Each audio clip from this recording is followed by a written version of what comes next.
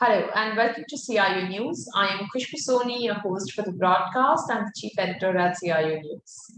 This is our exclusive interview series with digital innovators of India on a topic of energizing a digital future. This is a recorded session and will be available on our website, that is cionews.co.in, and our CIO News LinkedIn handle. It gives me an immense pleasure in introducing our guest for today. He is Anand Kapoor, Global Head of Technology at Strive. Anand is an IT management professional with more than 20 years of experience in implementing various digital transformation strategies for various organizations. He has implemented business applications and functionality to drive business value and improve sales productivity. He's also managed large-scale programs, setting up long-term IT strategy and identifying choice of platforms and technologies to deliver our organization's objectives. He's supported and managed award-winning IT operations groups spanning across geographies. Anand, is an absolute pleasure to have you. Pleasure is all mine. Thank you, Khushbu. I would also like to introduce Vikas Bhosle. He is the moderator and the Chief Executive Officer at Crayon Software Experts. Vikas has more than 20 years of rich experience in the field of IT and an expertise in various domains like sales, marketing, strategy, formulation of teams, and operation management as well. Vikas, it's a pleasure to have you again.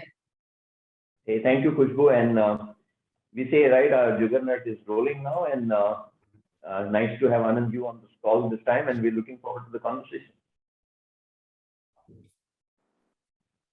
Great. All right, so are we ready to go, Anand? Absolutely.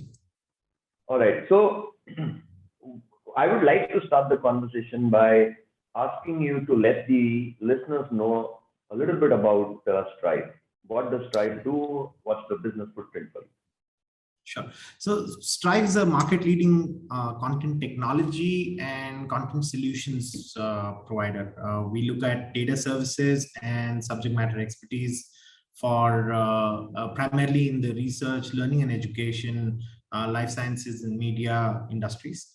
We use a proprietary technology platform to focus on the extraction, enrichment, and transformation of content, both structured and unstructured.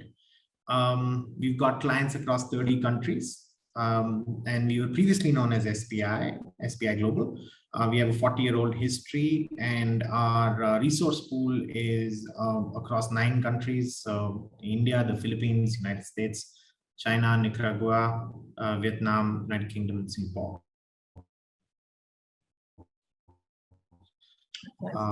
That's pretty much it. All right.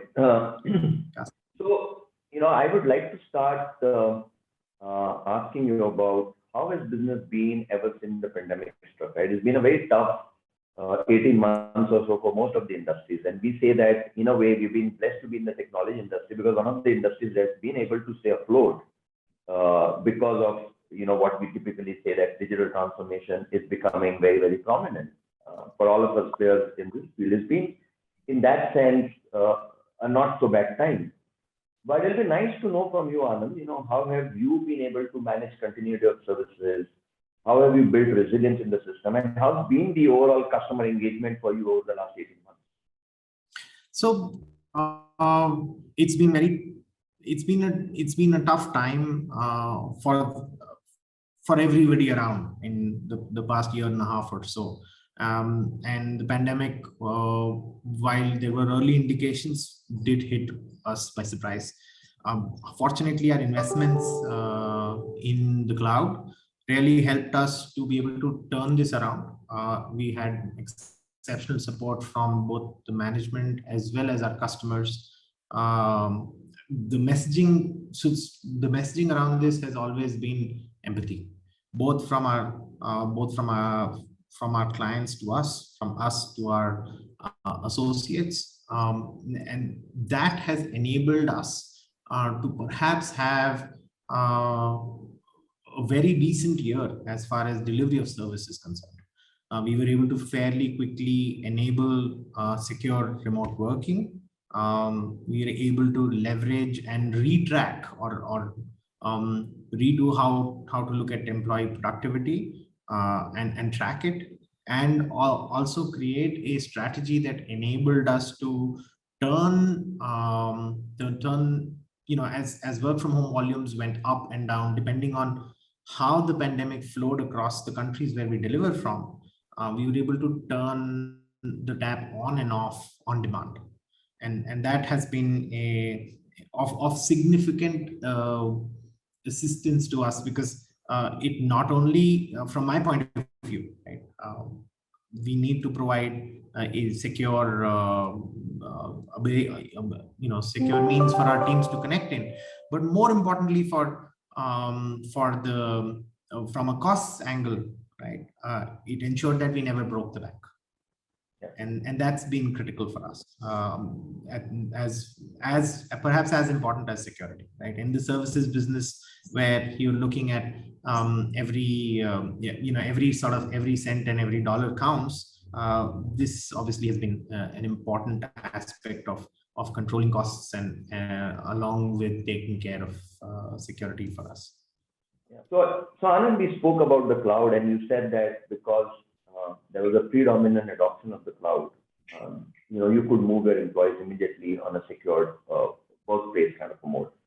My question to you is, given that you've been around for quite a long time, was cloud really a phenomenon that took place during the last 18 months, or was it a part of a defined strategy of you going to the cloud, given the business that you're in? So we did have a strategy, and that was a longer term, slower approach, where we will also optimize, as lift and shift certain parts and optimize certain legacy applications to move to the cloud. What this pandemic has done is that it has hastened that program. Come March of 2020, we were at a situation where we were calling out applications and identifying or prioritizing which ones need to move on priority, which ones or which user groups would then need to connect remotely all the way back into the office to be able to work. And like as we discovered, home internet lines aren't the best, and when you're dealing with content, that becomes an even larger challenge. So with that in mind, what we did was that we broke this up into two halves. Took delivery services that have a shorter turnaround time, and I'm talking about stuff that gets done in minutes and hours, and made it available on the cloud. Stuff that has delivery services that have longer turnaround times and have traditionally legacy applications, and as a consequence have larger content or larger data sizes and data sets to deal with, stayed back on premise and are on a slower path to migration. At this point in time, I don't think there is anybody, any CIO worth his or her salt, who would not realize or harness the power of the cloud, and not just private cloud, but also public cloud. So that being said, the migration now needs to be done in a manner where we're able to give comfort to the business for availability, but at the same time give comfort to our finance organizations about cost control and more importantly cost visibility, especially on consumption models that have to do with pay-as-you-go consumption models. It's very easy to have costs run amok or wild, and at that point in time, a thought-through strategy, or even if it is a guiding star, right? This is where I eventually want to get to. Helps to be able to drive or draw to see if we're on the right path. Yeah. So this whole migration, these are one of the challenges, one of the major challenges when we talk about cloud, is about both of what we spoke about, migration and cost. I'll come to the cost piece later. When you look at migration, so the lift and shift ones are the easiest, right? You just kind of put it from on-prem or wherever it is onto the public cloud. But then for some others, there is this whole thing about, does it require some level of automation, modernization, some kind of re-engineering on the app or the database or whatever else. And then, of course, the whole business experience, right? Am I willing to kind of move it to the cloud? So how do you handle that? And how do you decide what needs to go on the cloud and in what phases? So what's the criteria for success when you're really looking at moving things? So we run through a pre-migration assessment, and while regular assessments would look at application and infra design and layout, or look at transaction volume, or look at security or network architecture, we went a stage ahead. We said, okay, what is my business driver to do this? What's my business driver to move this particular application to the cloud? Then look at transaction volume, then identify the stakeholder for each of these applications, right? Both in some cases, and especially when you have a legacy application, you end up having stakeholders that are not just within the organization, but external. Right? One important aspect which people tend to miss out is everybody will do a security testing, everybody will do performance testing, everybody will look at optimizing the infra design, etc. People will also look at total cost of ownership. But the one important question that I often remind people is to say, hey, look at the cultural fit. And you'll say, these are not people, this is an application we're talking about. Look at the cultural fit on the cloud, right? And what that basically means is that you're moving an application to the cloud. How are your end users reacting to it? Yeah. Are you impacting their productivity? Are you making their life easy? The answer, at the end of the day, business does not care where something gets delivered from, as long as it does. But if I go back to my business stakeholder and say, look, we're going to do something which will make things smoother, faster. The question that must be answered for the last guy on the line is, what's in it for me? And that's what I mean by that cultural fit. Right? And in each organization, and sometimes within the organization, each business unit deals with costs differently. How are costs being tagged? Do they come sit under the CIO's bucket? Do they go get tagged to the business? Is an organization OpEx friendly or not? All of those questions then become very important. And that's why that's where the cultural fitment of the cloud comes into play, and that's very important. And that's been the big winner for us, right? We've had our management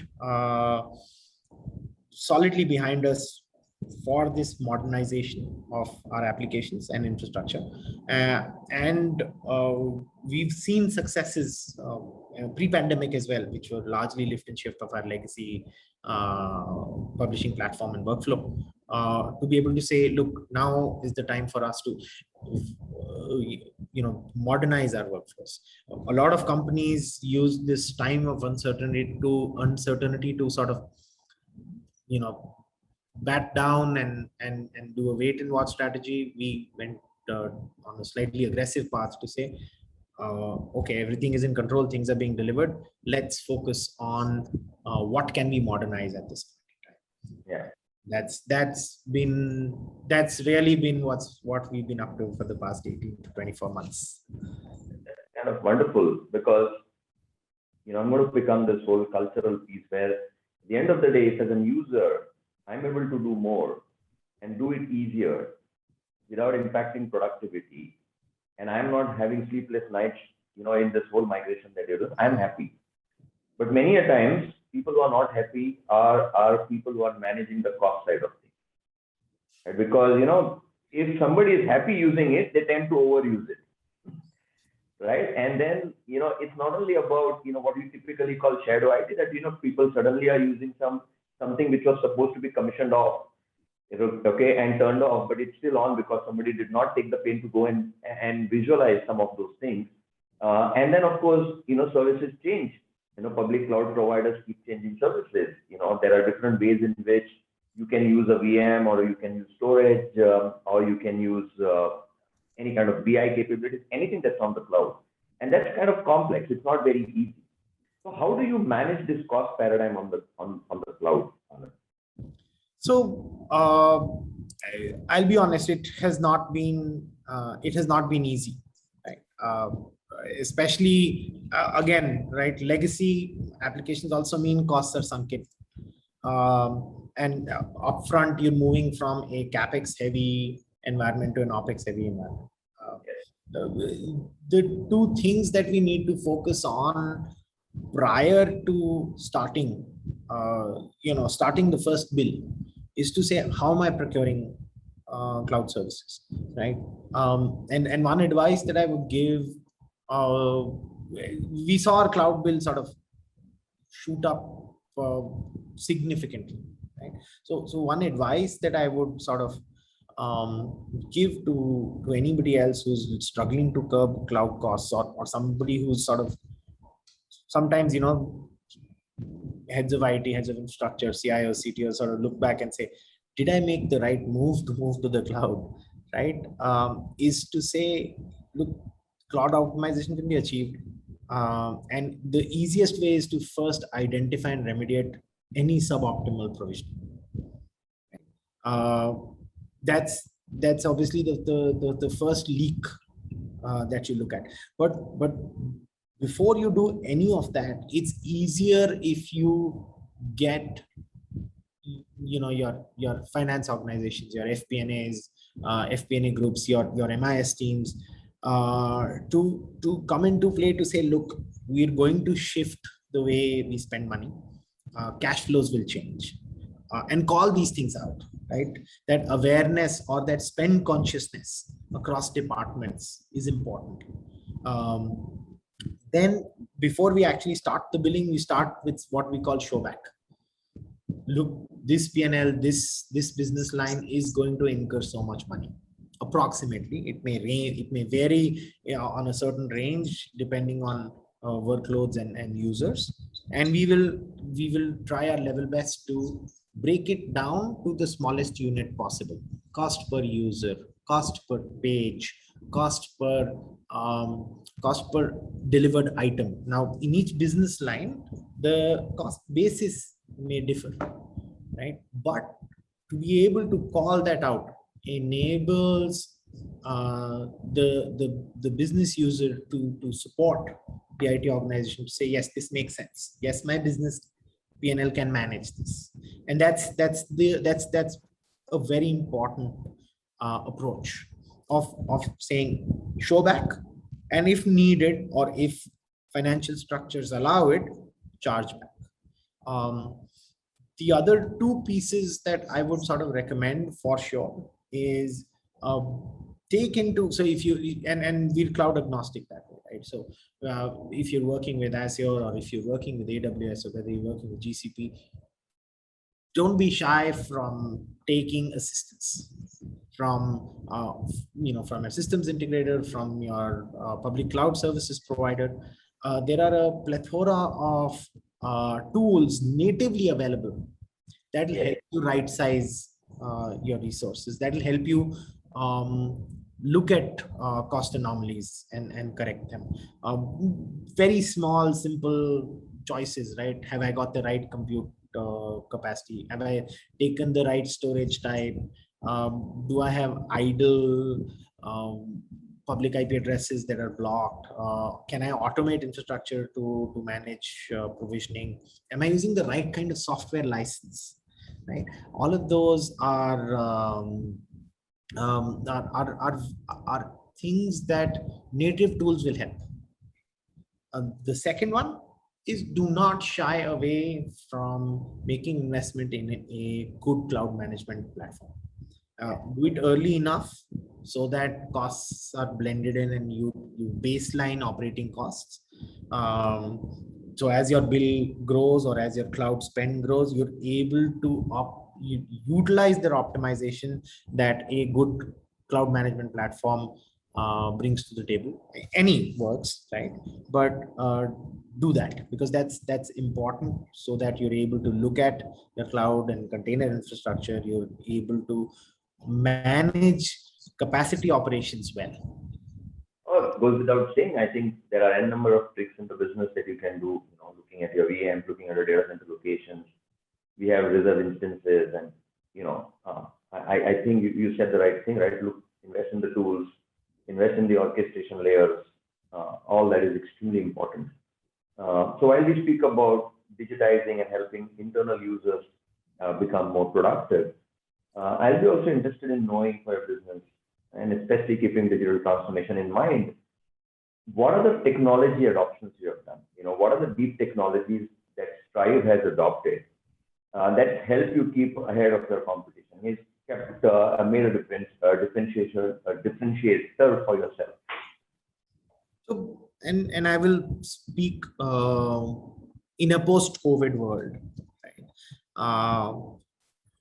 Because in a pre-COVID world, the focus was only and mostly about operational efficiencies and customer engagements or developing new products and services. And the past 18 odd months have taught us to focus a lot more on workforce enablement. So if I were to say the three priorities, right, that we have in terms of digital transformation, it's been around workforce transformation. It's been around technology modernization, essentially, increasing our agility, our flexibility, reducing our risks, security posturing, etc. And the third, digital acceleration. And I'll, all these have followed sequentially, although there are parallel tracks running, of course. But in terms of how any firm's journey, or including ours, right, you focus on the smallest bits first, your last user, your end user. So workforce transformation comes first, then you look at how you look at technology modernization, and then you look at digital acceleration. And that's how that's been our focus. Yeah. When we look at digital transformation, you spoke about workforce enablement. That workforce enablement is happening even outside the perimeters of your office and your premise, right? Because people are working from anywhere, right? So the points of intrusion into the security of your system are many today, and that of course poses a massive security risk and challenge to you. So I know it's a very broad question, but how are you looking at this entire security paradigm in today's world? First, right? So, because that is and what you've asked me is basically our entire security posture. So let me try and concisely put it out to you. So our investments have focused on saying focus on the small bits, the basic building blocks in. And once those are in, focus on improved reporting. And so little before the pandemic hit us, we were already investing in a brand new endpoint, a brand new EDR, a brand new antivirus system, which had already fortunately been rolled out before the pandemic hit us, the whole replacement stack. We've also gone ahead and changed the way we manage endpoints. And that was also part of projected part of the plan. So it fell in beautifully. We got lucky with the fact that we were able to bring those changes about much before we got into a pandemic situation. But see, if you have the holy trinity of security, heuristics-based malware detection, and the ability to manage your endpoints, right? The office is boundaryless. Whether you and I are sitting on a nice beach somewhere, or in the hills, or in the office, the security controls that get applied to you are identical. We've coupled this with superior reporting. So we double down on our investments on our SOC. We double down on our investments that have to do with risk reporting, right? Rapid geography changes, even if it is a potentially someone using a VPN, right? The SOC gets a trigger alert, the security operations team comes into picture, there's a double check carried out. So instead of only relying on machine-based responses, we double down on investments on people to be able to have a wider range of availability so that reaction time comes down. Our investments on the infrastructure side, right, that had to do with UTMs, that had to do with our IPS IDS controls, confirming not just that they're reporting to the SOC, but also are we benchmarking ourselves against a better standard, right? So we adopted the CIS standards for implementation to ensure that if due to legacy reasons or due to operational reasons, if there was an environment or a business line or a product that was left out of security controls, that was taken care of. No exceptions. So, advice to anybody who's listening to this: take the NIST, take the CIS controls, get help, and go ahead and implement those across. The beauty is both NIST and CIS allow you to take any sort of environment or platform, and they give you a benchmark, a ready-made benchmark to be applied. And that has really helped us and kept us in good stead. Besides our technology investments, having clean processes has really helped. There's a very clean divide between maker and checker within the organization.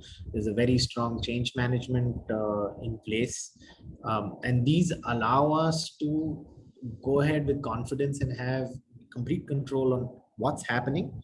And if I'm seeing an anomaly in my system, what could have caused it? Those are very, very, very clear remarks and investments in, this is an oft repeated phrase, but people, process, and technology will have to go in hand in hand and at the same time. So as we were ramping up technology, we were also investing in people. We were also re-looking at processes and seeing which ones we want to review and have cleaner, simpler processes that are plugged into our systems. Take the change management process, for example. It plugs in straight into our ticketing system. So there isn't a change that gets missed this way or that. Right? That's that.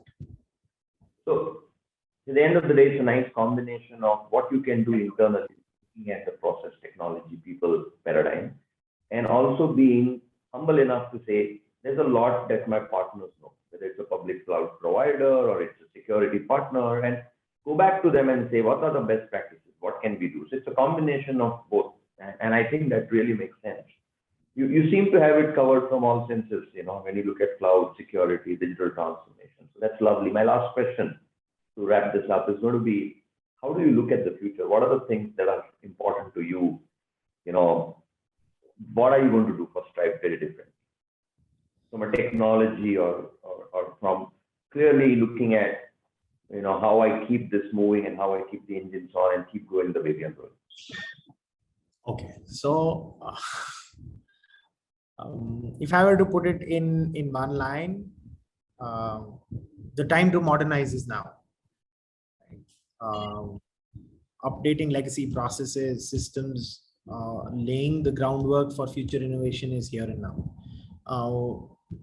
As a firm, we will continue to invest in security. We will continue to invest in the cloud. We will continue to invest in automation. We will continue to invest in and significantly invest in team productivity. And that's very critical for us, right? Team productivity, realizing that we've got to empower our workforce for the future, realizing that remote work or work from home or flexible working is here for the long term, and building our tech strategy accordingly. realizing that we will have to invest in productivity tools, look at modern methods of software development and deployment, because without which we will not be able to succeed. And on the ground of that, look at digital acceleration, right?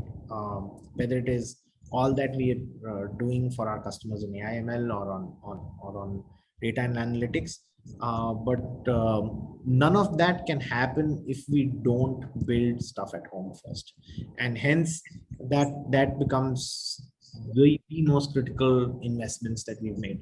If I were to look back and in the past 18, 19, 20 months to say what was the single largest or key investment that we made, right? It will not be anything that we did on the cloud. It will not be anything that we did on the security side. It will not be anything that we did on the infrastructure side, because those are all needed. Yeah. But it would be what we did to look at cultural play for digital transformation. It will be to look at what we did to improve business processes, to be able to deliver in this time. That will be key for us. It's it's an acknowledgement of the fact that the changes that have happened in the last 18 months are not going to be temporary.